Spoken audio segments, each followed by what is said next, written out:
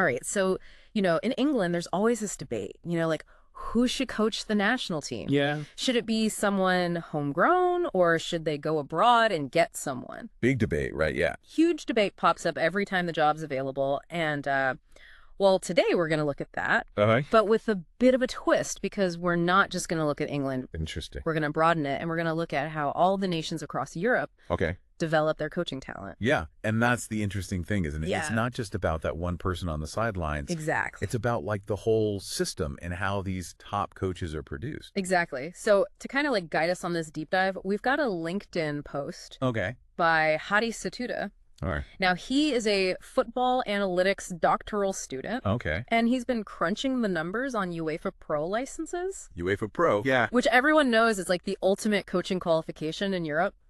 Yeah. It's like the gold standard, like it's a a good doctorate in coaching. Exactly. If you want to get to the top, that's what you need. Absolutely. So his analysis was sparked by, he probably guessed it, that whole England debate that comes up Yeah. all the time about whether the FA should prioritize English coaches. Always a hot topic for sure. It is. Yeah. And so Tuda, he decided to go past the punditry Right. and look at the hard data. Okay. And he dug into the number of UEFA Pro licenses that were given out by all the different European football associations back in 2017. That's going back a bit.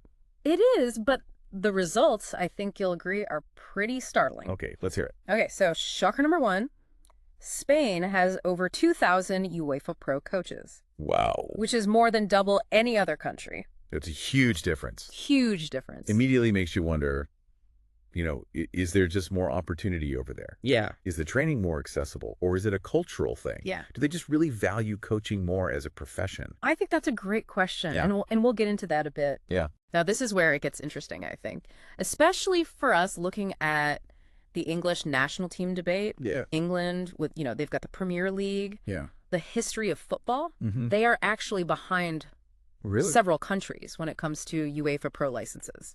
Wow. Even Turkey has more. That's surprising. It is, and it makes you wonder Yeah. what is going on with the English development system. Yeah, you'd think with all the investment in their football, Exactly. they'd be pumping out top coaches. It would. But it seems like something's not quite clicking. So it's not just about the numbers then. Not at all. I think, we really have to delve deeper than that. Okay. Look beyond the raw numbers. Okay. Have some tough questions. Okay. About what's the quality of the coaching education in these different countries? Right. Are the programs, tougher in some places than others? Yeah. Okay, so Sutuda also looks at another big thing, What's that? the cost. Money talks. Always. So the cost of getting a UEFA Pro license, and let me tell you, there's a big variation. Oh, I bet. Yeah. So it can be a big obstacle for coaches. Yeah. Especially when you're starting out. Oh, absolutely. If you're a young coach facing a huge fee Yeah. just to get qualified, Yeah. that could put you off, Absolutely. put you off completely. Okay, let's look at some numbers. Sure. So England is about 16,000. Okay. Germany's a bit pricier, 19,000. All right. France, oh my goodness, 27,000. Oof. Switzerland, 13,000. Okay. Turkey is 11,000. Right. Italy is 8,000. He's a bit better. And Spain, remember, they've got loads of UEFA Pro coaches. Yeah. They are the cheapest at 6,000. Well, that makes sense then, doesn't it? It does. If it's cheaper, more people are going to go for it. Yeah, absolutely. But then you look at a country like the Netherlands Okay. and France. Now, they actually have fewer UEFA Pro coaches than England, Really? but they produce top coaches all Yeah. the time. Yeah. And those coaches are in demand all over Europe. So it's not just about the money then. No, it's not just about the money. There's got to be something else going on. So if it's not the money, then what is it? Well, it could be the quality of the training. Okay. How they select the candidates, Right. or even just the whole football culture, in that country. Yeah. Maybe there's more of an emphasis on mentoring, Okay. or maybe they're just better at spotting talent from a young age. That's interesting. Yeah. Yeah. So we're starting to get a more kind of complete picture. Yeah, definitely. It's a lot more nuanced than just Yeah. looking at how many licenses they've got. And actually, Sota himself admits that the data has its limitations. Okay. So, for example, it's not always clear if the numbers they're looking at are based on the nationality of the coach Yeah. or just the licenses that are issued by that association. That's important. Yeah. Makes a big difference. So you can have a coach who's English, Right. but got their UEFA Pro license in Spain. So where does that person fit into the data? Yeah, it highlights, a need for more transparency Yeah, from UEFA, really. absolutely. And then to make things even more complicated, SOTA says that maybe we should look at the per capita data. Yeah, per Kind capita, of. because these countries Exactly. have vastly different populations. Yeah, it's like comparing apples and oranges Exactly. if you're not taking into account the population size. Totally. And this leads to another point that Sotuda brings up, Okay. which is the lack of transparency Ah, about the UEFA Pro license costs right. across all the UEFA member countries. Yeah, why is that such a secret? I don't know. Shouldn't it be readily available? You'd think. If you're interested in a coaching career, Yeah. this kind of secrecy can be a real barrier, Yeah. you know? It's like trying to solve a mystery. Yeah. You've got these clues, the number of licenses, the costs, the success levels, Yeah, but there are bits missing from the puzzle. definitely a bit of a detective element to it. Yeah, absolutely. Trying to work out what makes a great coach. Okay, so let's try and look at the bigger picture now Okay. and think about what this means for national team performance. Yeah, because that's the big question, isn't it? Yeah. Does having more UEFA Pro coaches mean you're going to have a more successful national team? Well, on the surface, it seems obvious, right? Yeah. More qualified coaches mean better results. Yeah, seems logical. But it's not that simple, is it? Football's a complicated game. It is. There's so many factors that go into making a successful national team. Like what? Well, you've got to look at, the youth development programs, Okay. the dominant styles for play, Right. cultural attitudes towards coaching, Yeah. even like how much they invest in sports science and all that stuff. So even if a country has lots of really qualified coaches, it's not a guarantee they're going to win. Not at all. There's this whole ecosystem at play. Yeah, exactly. And that's what makes this whole thing so interesting. Yeah. It's like we're starting to understand Yeah. all these things that go into producing top-level coaching. Absolutely. And it doesn't stop at national teams either. Oh, no. This has a knock-on effect, I think, on the quality of coaching at every level. Yeah. Think about it like grassroots, Yeah. youth academies, even like amateur leagues. If you've got more of these highly qualified coaches around, Exactly. that expertise is going to trickle down. It's bound to, yeah. And better coaching doesn't just mean winning more games. No. It means developing players better, It's about the whole experience, isn't it? Yeah. For everyone involved, creating that pathway Yeah. for young players to really fulfill their potential. Okay. So we've looked at all this data about UEFA Pro licenses. Yeah. What can we actually learn from all of this? What's the takeaway?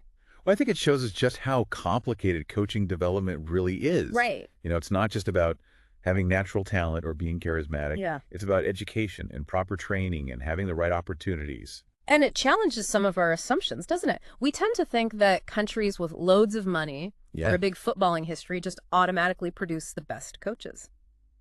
Seems logical. Yeah. But this data is showing us something different. It is, yeah. You look at Spain and Turkey and Italy, Yeah. they're way ahead of England Yeah. in terms of just the sheer numbers. So what are they doing that we're not? That's the question, isn't it? Yeah, so what can football associations actually do to make this top-level coaching education more accessible, Yeah. more affordable, and ultimately more effective? Well, that's the big question. And there's no easy answer. No. But you got to start by realizing how important coaching is. Yeah. Investing in developing coaching talent and creating those pathways. So it's not just about throwing money at it. No, it's more than that. It's about encouraging that culture of learning, isn't it? Yeah. Definitely encouraging innovation Yeah. and realizing that you need different perspectives and experiences, Yeah. in the coaching ranks. It's interesting how this whole deep dive into UEFA Pro licenses has kind of exposed these broader societal issues. It has, yeah. It's not just about who manages a team anymore. It's bigger than that, isn't it? It's about how we bring up talent, Yeah. how we see expertise, Totally. how we make things fair for everyone. Yeah, you're absolutely right. Mhm. It's about making sure that expertise doesn't just appear out of thin air. Yeah. It needs to be nurtured and supported. Yeah. And everyone who has that passion and potential Yeah. needs to be given a chance. It's like we're using sport as a lens Yeah. to look at these bigger problems. Exactly. And at the end of the day, it doesn't matter if it's football or any other profession. Yeah, We all benefit from having the best minds and the best talent out there. absolutely. A rising tide lifts all boats. It does. And one of the things that I thought was really interesting about Suritu's analysis Yeah. is it raises questions about the data itself. Oh, right. Okay. I mean, this is just a snapshot from 2017. Yeah. Things could be totally different now. It could have changed completely. Exactly. So we need to see this as like a starting point, Yeah. a jumping off point for more investigation. It's just the beginning. Yeah, it's a springboard to ask more questions and really dig deep. And consider all those factors Yeah. that are constantly changing. So we can't just accept the numbers as they are. No. We need to think about the context. Yeah, the bigger picture. Yeah, any limitations. Of course. Any bias that might be in that data. Absolutely. We need to be critical thinkers. Yeah, and that's where you come in as the listener. Yeah. You're not just passively listening to this. Yeah. You're questioning it and challenging it, Yeah. coming to your own conclusions. We're all detectives in a way, Trying to work it all out. trying to piece it all together. Yeah. And who knows, Yeah. maybe if we look at other fields in the same way, Yeah. we might find some hidden patterns. Yeah. Challenge those old ideas. Yeah. And make the world a better place. Absolutely. Now, before we wrap up this part, there's one more thing from Satuti's analysis I wanted to touch on. Go ahead. He mentions per capita data Yeah. and how that might give us a more accurate picture. It's an important point. It is, because we can't just look at the raw numbers No. without thinking about how many people live in each country. Exactly. Otherwise, it's like you said, apples and oranges. Totally. It's like saying country X has more doctors than country Y, Yeah. but country X has twice the population. Meaningless. Exactly. Yeah. So when we look at the UEFA Pro licenses per capita, Yeah. it might change our view of who's actually leading the way. It might. Yeah. It could reveal some hidden strengths and weaknesses. Absolutely. So it's not just about having a big pool of qualified coaches. No. It's about having enough Yeah. compared to how many people like football in your country. Yeah. You need enough coaches at every level, don't you? Exactly. From grassroots to the elite. Yeah. And this links back to that idea of accessibility Yeah. and affordability. Yeah. If it costs a fortune to get a UEFA Pro license, Yeah. it's going to limit the number of coaches you have, Exactly. no matter how big your population is. It's like a bottleneck. Yeah. You might have loads of people who Yeah. are passionate and talented. Yeah. Who want to get into coaching, Yeah, but they just can't afford it. exactly. And that's a loss for everyone, isn't it? It is. It's a loss for the coaches themselves, Yeah. for the players who would benefit, Yeah. and for the game as a whole. So there's a good argument then for making coaching education cheaper and easier to get. Definitely. Not just to have more qualified coaches, but to make sure the most talented people, Yeah. no matter their background, have a Exactly. chance to contribute to the beautiful game. Yeah. It's about building that system, Yeah. that supports coaching talent right from the start. Yeah. And it's not just about, those top jobs. It's about making sure that you've got quality coaching at every level. Yeah. Youth leagues, amateur stuff. All of that, Yeah. because that's the foundation. Yeah, Isn't it? absolutely. You need that strong grassroots structure. Yeah, imagine a world where every kid Yeah. who kicks a ball has a coach who knows what they're doing, Yeah. but is also passionate about, bringing on the young players. That's the dream, isn't it? It is, and that's what I think is so important about this deep dive. Yeah. It's about starting these conversations. Yeah. Getting people thinking, Challenging those assumptions. forcing them to think about how we actually develop coaches.